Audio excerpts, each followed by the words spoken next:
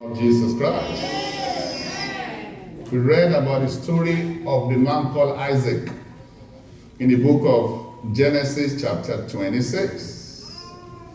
Isaac, the son of laughter. The meaning of Isaac is laughter. That boy gave his parents joy. I pray for all our children, you will give us joy. In the name of Jesus Christ. So you will give us joy. In the name of Jesus. Amen. Praise the Lord. I'm reading from book of Genesis. Our text is taken from the book of Genesis, but I'm going to be reading this time from 26, Genesis 26. I will be reading from 11. And Abimelech charged all his people, saying, he that toucheth this man or his wife shall surely be put to death. Shall surely be put to death. Then Isaac sowed in the land. We have many Isaac of the New Testament others seated in this place today. If you are one, say amen properly. And received the same year an hundredfolds. I mean, 100-fold return. And the Lord blessed him. And the man was great. Somebody say amen. Yeah. And went forward and grew until he became very great. For he had possession of the flock, possession of herds, and great store of servants, and the Philistines envied him. So prosperity is of God. Amen. Don't join them in all those craziness on the online. Go for your whole right in the destiny.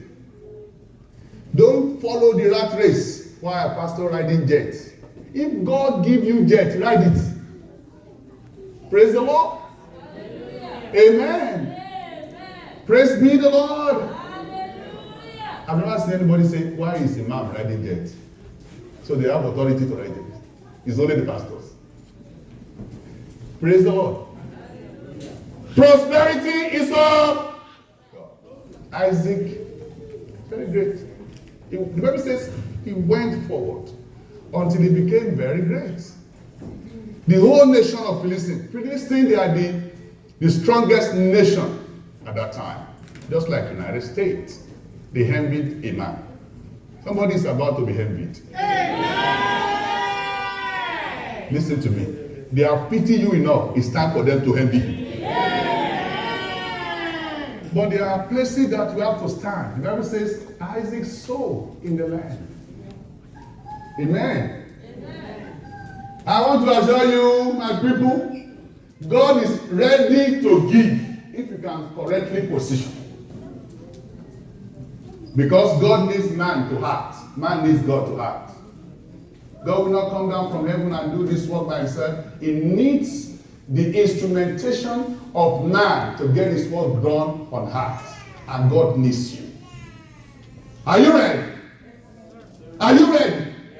God is raising divine treasurers in this place. In the mighty name of Jesus Christ. If you are one of them, say amen properly.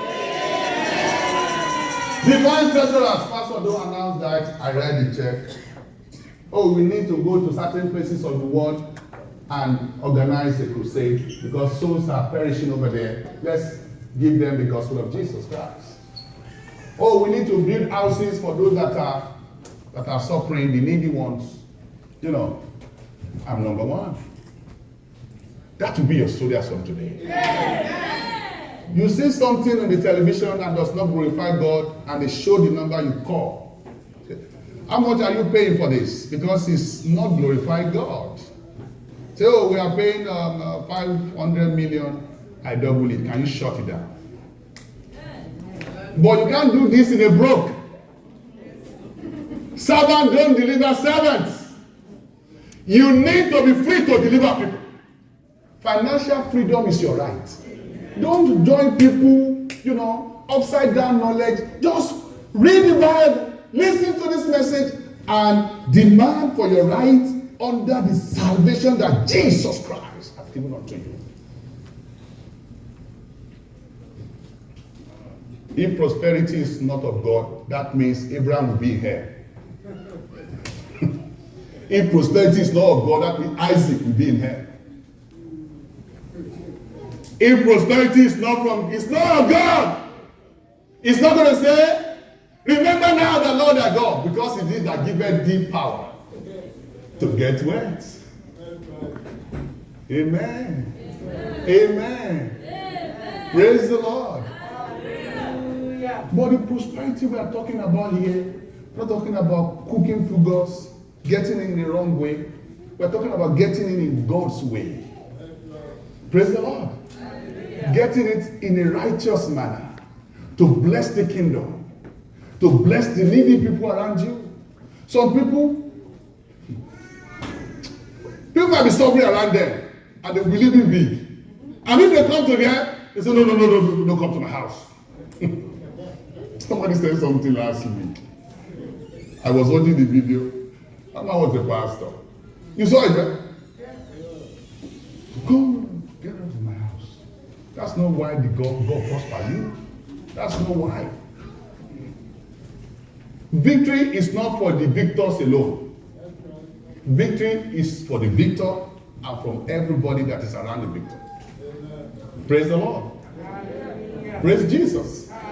God is about to raise 90 men and women among us. Are you one of them?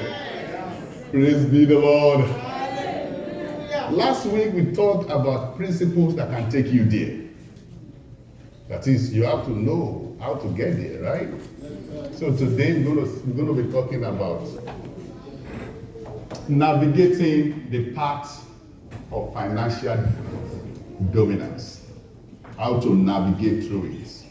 Or you can say it another way, navigating the path for financial enthronement. How do you get there? We said it last week, two of it.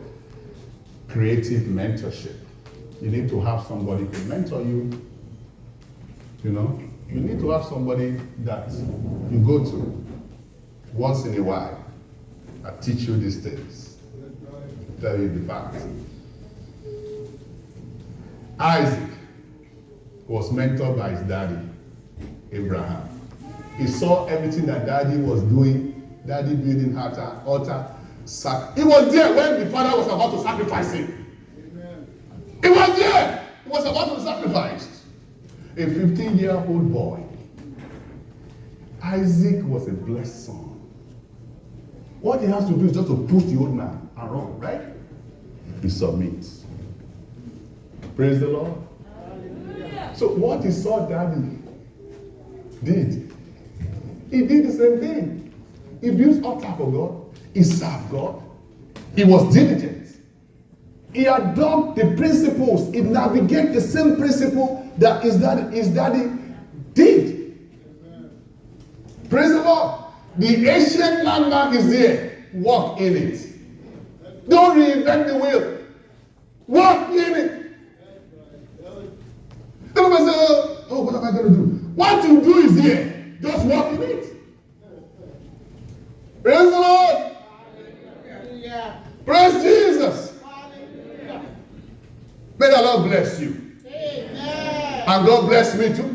Amen. Creative mentorship. Amen. The master key to achieve enthronement in the realm of finance and to be successful in your chosen field is for you to be creatively mentored by somebody that has done it, gone there before, that has done it.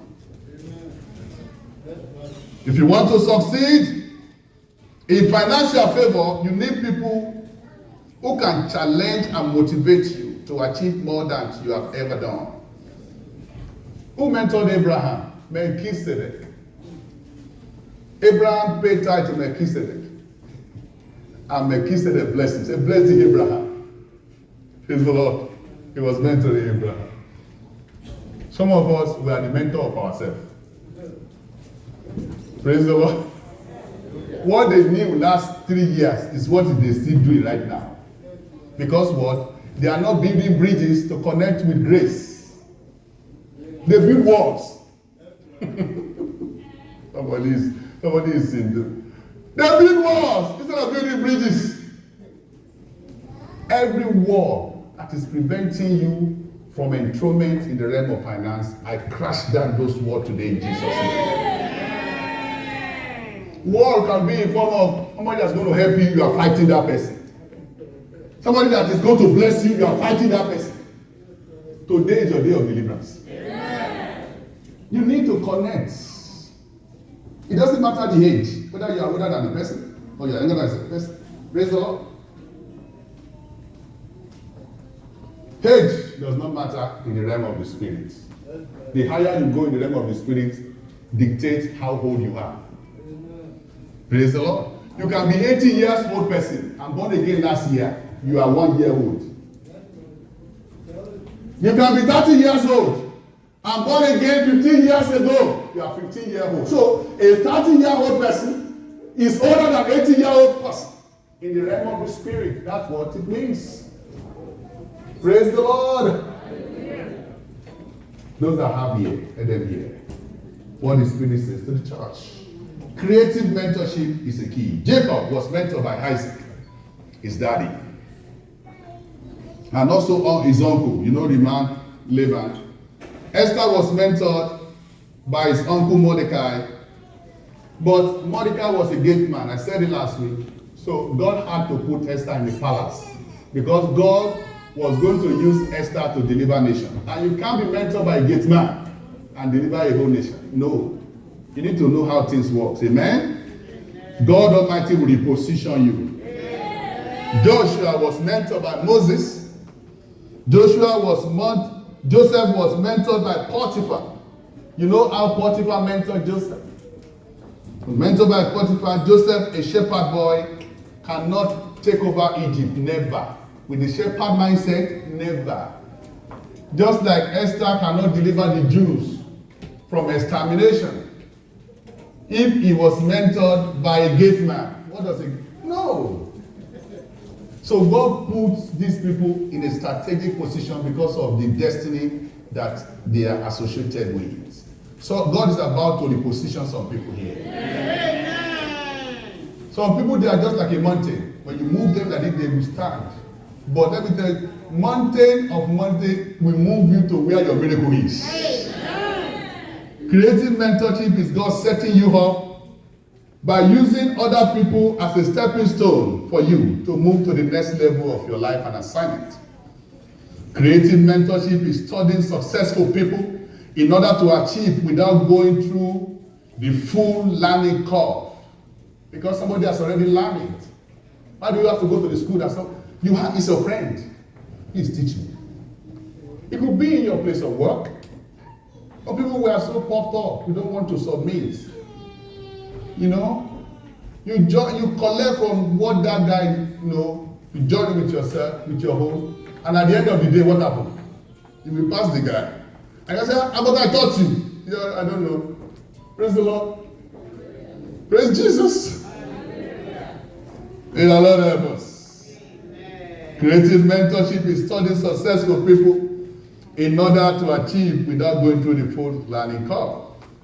Creative mentorship can be achieved in 3 ways: friendship, partnership, and covenant connection. May the Lord take you there. Amen. Friendship, mind your friends. I said it last week. You are the greatest in your class among your friends. You have to change your class urgently. If not, you'll be like that next year. Because you are the greatest among them. So you are like a local champion. You know, you look at them and you talk to them. But go to where people are far, far higher than you. We are about to start this ministry 10 years ago. By the way, your church is 10 years old this month. Let's clap for Jesus. We are about to start this ministry 10 years ago. And your pastor did not know anything about pastoring. I've never pastored any church before. But I've been ministers in the Redeemed for years. I have notes, prophecies, trainings. But when you are in the game by yourself, it's a whole ballgame entirely. And I said, who am I going to do? I was praying and God spoke. I said, I need somebody. No, don't worry. Satan said, don't worry. After all, you go to Nigeria every year to meet another day in the Lord, they pray for you. You don't need anybody around you here. Every year, once in a year. I said, that's not enough. And I was praying, God said, go to New York. Go and meet my son, Daniel Ajayi Adeniran. I didn't know him from anywhere. I didn't know anybody from Nigeria. No. So I entered into his office. God had already spoken to him. Praise the Lord. And the rest is history. And some other mentors like that. That if I call them, I go to them. When I want to learn, I will write my questions like 10 because I can forget. So that I won't waste my time. So when I get to them, I will have thought this and that. I'll just be throwing that question. So I'm learning from them. Learning from them. Look at other ministry. Look at internet, the website of other churches. Connect with them. There are some people you cannot reach. You can reach their book. Can you? Okay, John the Beloved. Can you see him now? Can you read him? Unless we get to heaven, right? We are reading his book. Praise the Lord. The same grace. Amen? Amen. There are some people you love them. You love what they are achieving. But you cannot reach them. But they have written stories of their life. You can connect to their book and begin to read. Creative mentorship. You need it for you to prosper. The Lord will take us there. Amen. I said, God will take me there. In the mighty name of Jesus Christ. Amen. We spoke about entrepreneurship. That is, you need to have your own business. Don't just depend on your job, your 8 to 5, job. It's good. It's a very good starting point. But think about, just look at how do you set up your business? This is how to do it. Look at your passion. What you love so much to do. It could be in hospitality. It could be anywhere. And create a business around your passion. That's it. Anyone that loves to cook, that loves to do hospitality, this and that, you can be catering. You cater for people. You register your business. God will put blessing in it. Praise the Lord. You have the anointing to do children, this and that, to make sure that the children are well, okay. And you can start a daycare center. Praise the Lord. The Lord Almighty will show you what to do. In the mighty name of Jesus Christ. In the holy name of Jesus Christ. JOB will not solve this. You need your business. JOB is just over broke. You need a basket blessing. You need a storehouse blessing where you can become an employer of labor. That's where God is taking you and I to. Amen. We will get there in the name of Jesus. Amen. You like to sell stuff. You don't like to spend money anyhow. When you get to somewhere, you just want to turn materials to money. Then, that's your passion. You can be dealing with merchandise on the side, apart from your JOB. You can do all of that. Praise the Lord. You understand how stock market works? You have to connect with people that are really good with it.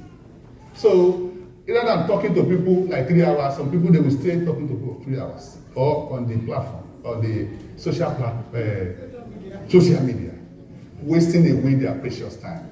You can learn about stock marketing. How to do this, how to put your money there, and you watch it. It won't take time for you to learn it. So that 3 hours you are wasting, get a nice computer, high-speed internet, and begin to build brokerage accounts. Very easy. Praise the Lord. Don't tell me there's nothing there's nothing for you to do. There's something for you to do on the side. God will open your eyes. Amen. So we have small-scale businesses moving up in this business. I put the blessing of God upon it in the name of Jesus Christ. Amen. Praise the Lord. You need the skill. Number 3, you need to be skillful in what you do. Look at the life of the man called Jacob. Jacob was very skillful. You want to contest that? Aha. Look at the deal he had with Laban. You know, straight color, yours, different color, this. Look at how he got it. You have to be skillful. You are a nurse, you have to understand what nurse is all about, and you have to be passionate with it. You learn your skill. You learn what to do. Skill is expertise required to carry out a task. Expertise. Our world is ruled by the men of skills. Skill is what you put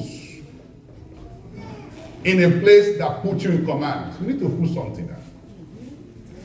If a company employ you and you are not putting anything on the table, you can't stand a month in that company. If it's a serious company, unless you are a laborer or skilled labor. But you are a laborer today, God is about to promote you. He said, I will bless the work of your hand. It doesn't matter what you do. You just have to be correctly positioned. Amen. God will position somebody here. Amen. You are the one say amen properly. If you are not skillful, you will be painful. Because you see people passing you in your organization. Small girls, small boys, they are having master's, PhD. And you'll be working. And people say, oh, I've been in the company for 30 years. And the same position. Congratulations. Praise the Lord. Skill put you in command. So a lot of us, we have to go back to school. Learn. So that you be in command. Some of us, we are crying, God bless me, I want my finances to increase. And they are not doing anything about themselves. For your finance to go up, then you have to first and foremost finance your life first. You invest in your life investments. You read books. You go to school. You brand yourself. Then your finance will go up. Somebody is about to get to the top. Amen. You are the one saying amen properly. Amen. It's only this side. From this side, you are about to get to the top. Say amen. Amen. It's a choice. It's a choice. This is what you are hearing. It depends on the way you receive it. Telling you. It's a choice. It's a choice. But it's the will of the Father to bless you. It's the will of the Father to bless you. The Lord will bless us in Jesus' mighty name. Amen. I said, God will bless me in Jesus' name. Amen. Skill empowers your vision for performance. Vision without skill will result in a mirage. Skill reduces our pain. It reduces our sweat. So don't be under your condition be signing checks. And some people will be in the field. It reduces your sweat. Praise the Lord. Why is that thinking like that? Why are we carrying out changes in this company? Because what? You are the brain behind what is happening in the company. You see more than them. Praise the Lord. Skill. Skill. Whenever you see people suffering and laboring, it's because skill is absent. Skill can be acquired in 2 ways. Number 1, endow skill. God can endow you with skill. There are some of our fathers, forefathers, our mothers, they don't go to school. But when they do maths for you, my mom is not learned, but he was a successful, my daddy was a successful businessman. They deal with Texas materials. Where I came from, they call them Oshomalo.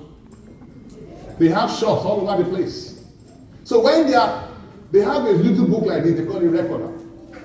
You understand? When the people are using calculator or trying to grab their hand, my mom will just say, they can add up maths. Very skilled, endowed skill. Praise the Lord. And we have acquired skill. That's where most of us, fall into. You have to acquire more skill. Because we're in what? competitive world. We need to be highly competitive. Somebody say competitive. Praise the Lord. If you are not competitive, people will pass you by. They won't pass us by in Jesus' name. Amen. I said they won't pass us by in the name of Jesus. Amen. Endowed skill is the ability to acquire knowledge without learning them. Example, David was endowed with skill that put him in command. He never attended any school or any formal military training.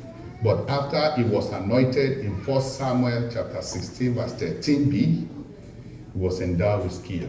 He killed Goliath. He defeated the lion, the bears. Endowed skill. Then acquire skill. This is the kind of skill you consciously learn either by formal education or informal education. Through reading, through observing, through apprenticeship, through studying. There's some book you can take tonight. Instead of you, hanging around, some people just sit and be talking. Wow. They can be drinking. The liquor you drink 3 years ago doesn't benefit you anything. Put that aside. Let's do a new thing. Praise the Lord. The time is going. The time is going, guys. I'm always very, very conscious of my time. I wake up, in a hurry. Ask my people, another day is gone. You understand? Because what? You are not supposed to live here forever. This is a sojourn.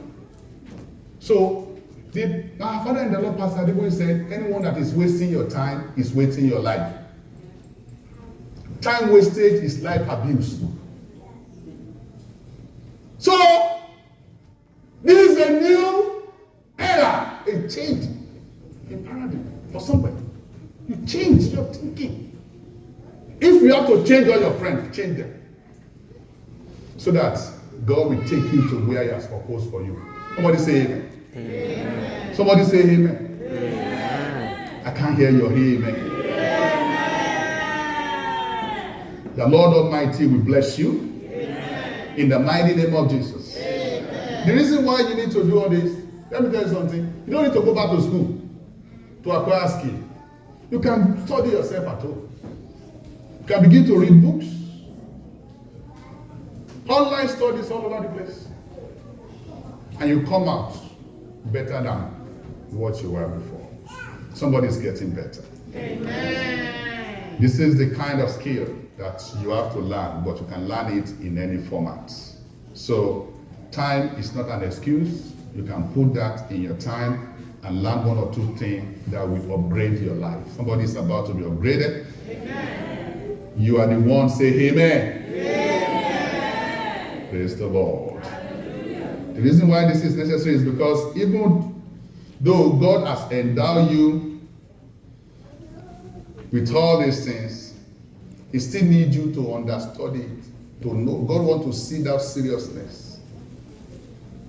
In the history of the Bible and in present day dispensation, everyone that God called them as a skilled person.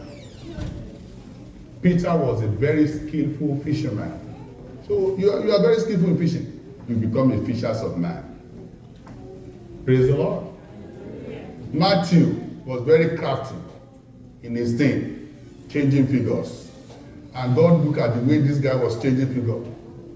Some percentage for Caesar, some percentage for him. He printed 2 tickets. Matthew, 2 tickets.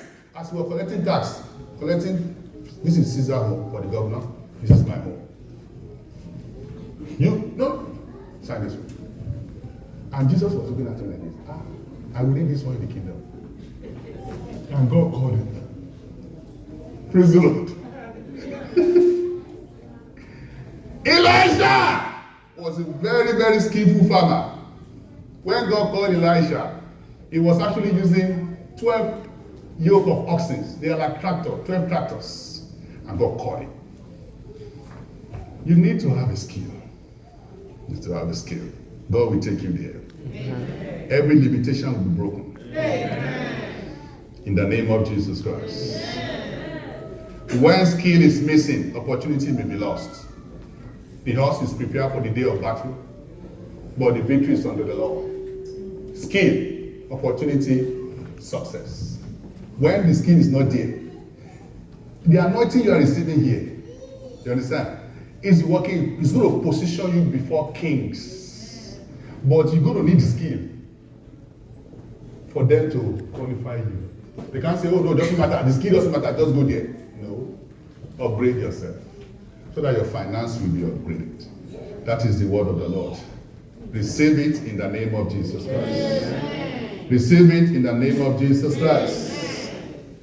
Amen. In 1 Samuel chapter 22 verse 2, 1 Samuel chapter 22 verse 2, we read about the mighty men of Jacob and everyone that was in distress and everyone that, look at all these people. By the time they were there with the man called David, this was their situation. 2 Samuel 38, verse 8. You're going to see their situation now. They were in distress. They are not skillful here. Then by the time we got to 2 Samuel 23, verse 8, what did they call them? Then was Abner. These be the names of the mighty men of David, those that we read before.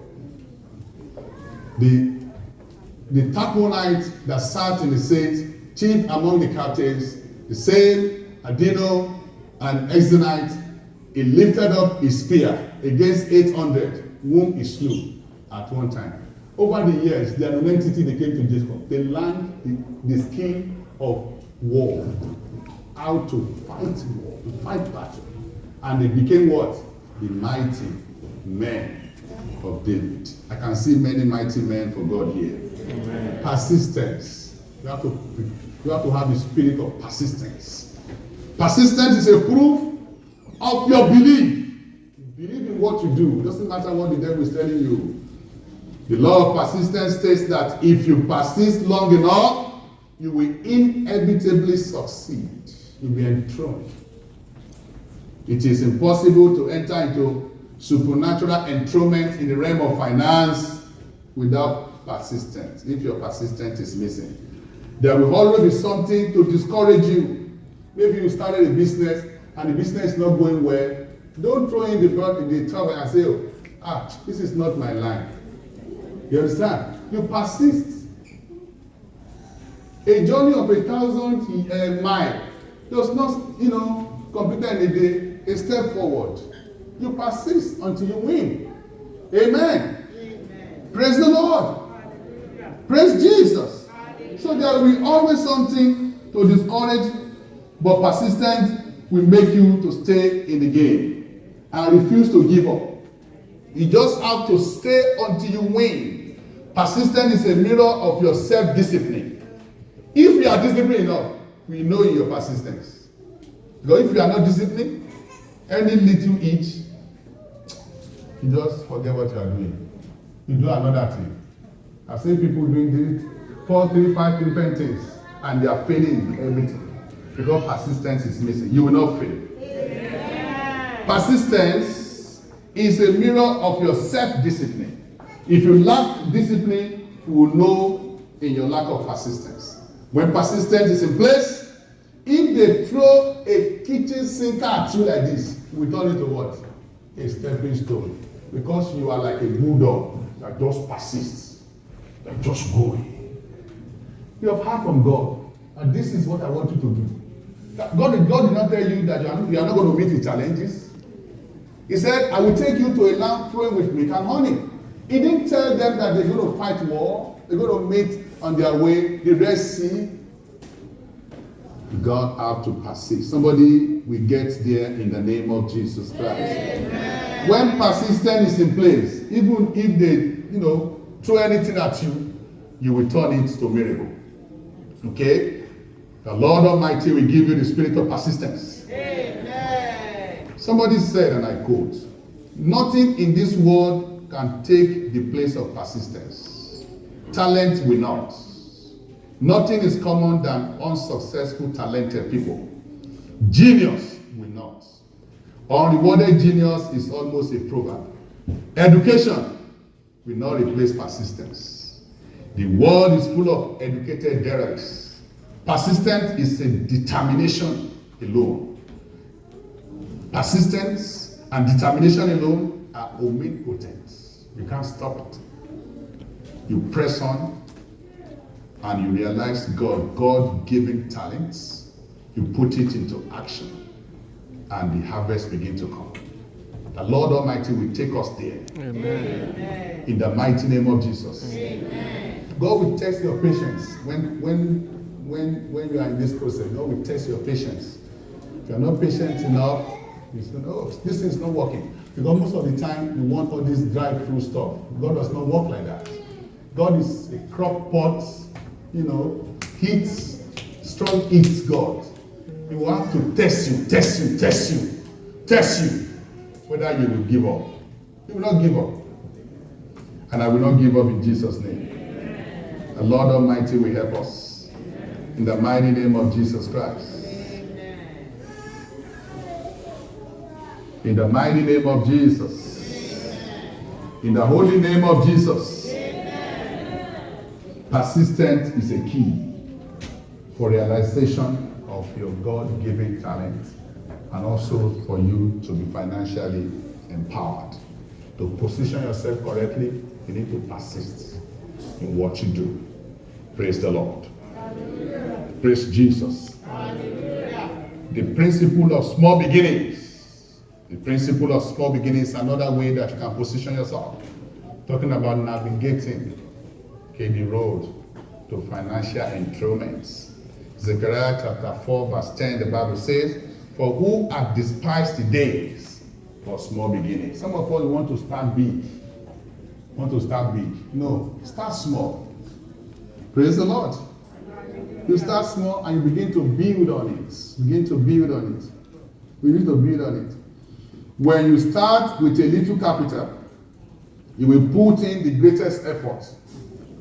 But if you start big, you relax. Praise the Lord. Hallelujah. Praise Jesus. Hallelujah. Some people will say, "Oh, I need to wait until I have all the money in the world for me to own my own small-scale business." No. Start with the little that you have. Begin to turn it in. But you have to be disciplined in it. Don't go and be eating your capital. Don't say because somebody do this, I want to do the same thing.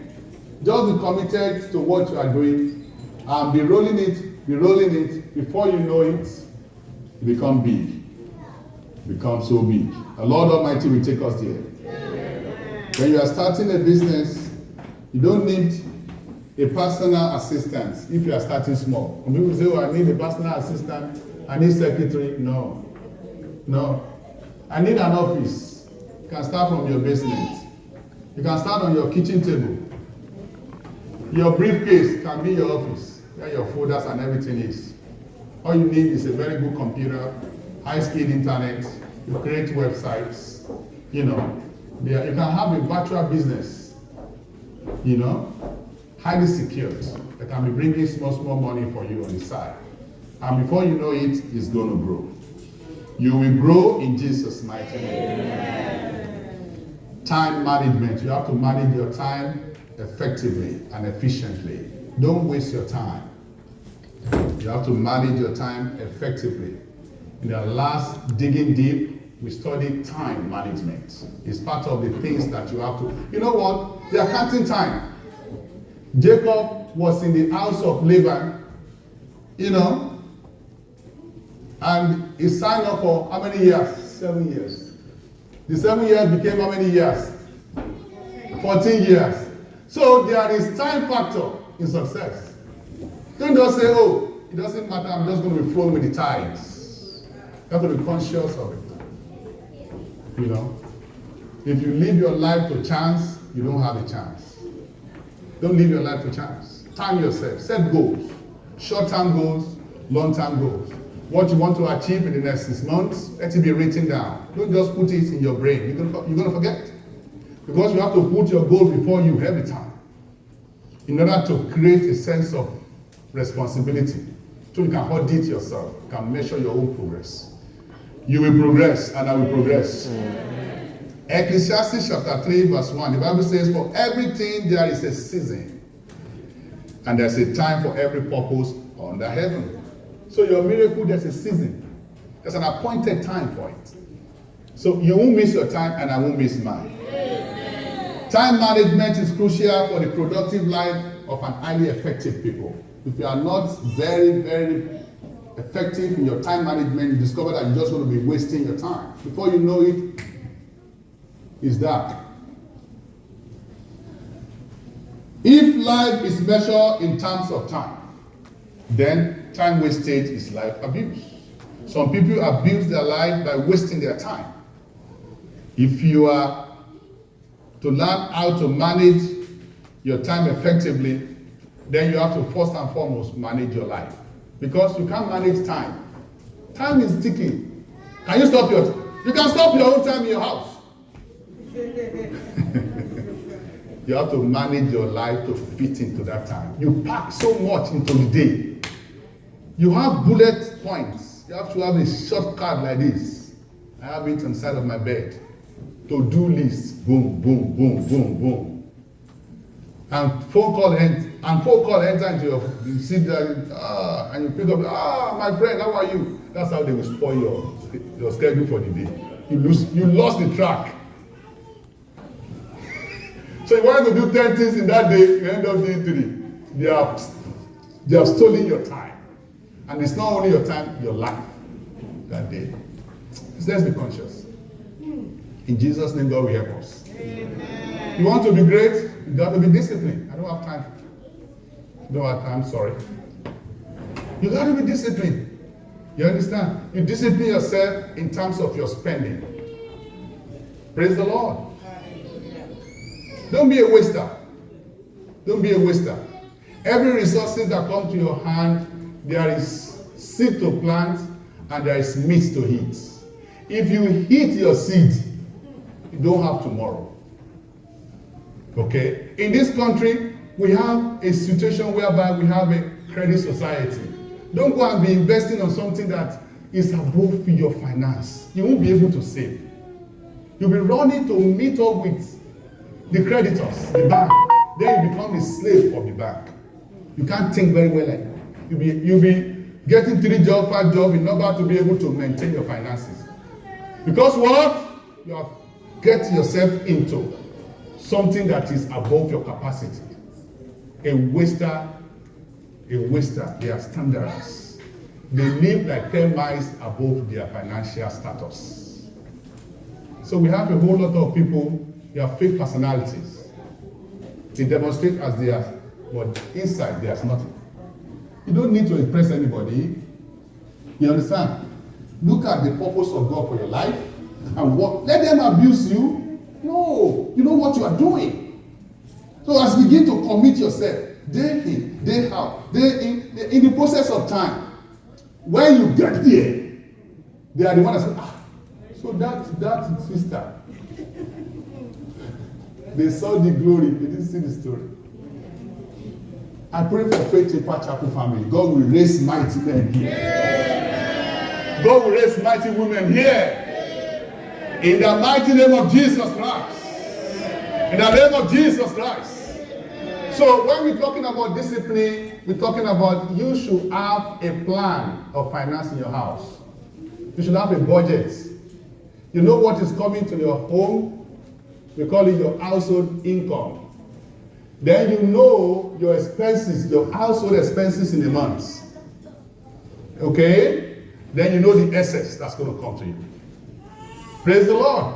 Out of the excess, you have to invest there. Praise the Lord. After you have paid your tithes on your gross. Okay? When something comes to your house, you pay your tithe, you invest in heavenly things first. Then you know what is coming in, what you are spending. So after you are spending, that's your net, that's your real income. Praise God. Then you know how to position it. What you and I should be doing is that we have to focus on assets, not liabilities. For us to really build supernatural wealth, we have to do what? Focus on and not assets. something that's going to turn to money, something that don't depreciate. You focus on that. And you do it, you run your income, you run it back to you, to yourself, over a long period of time. We call it delayed gratification. So when you are ready to really buy your luxuries, you are just buying it and ease. Praise the Lord. Every liability I have in my life, they force me to get it. My car, my wife forced me to buy it. I was riding. Hey, it's not a joke. Praise the Lord.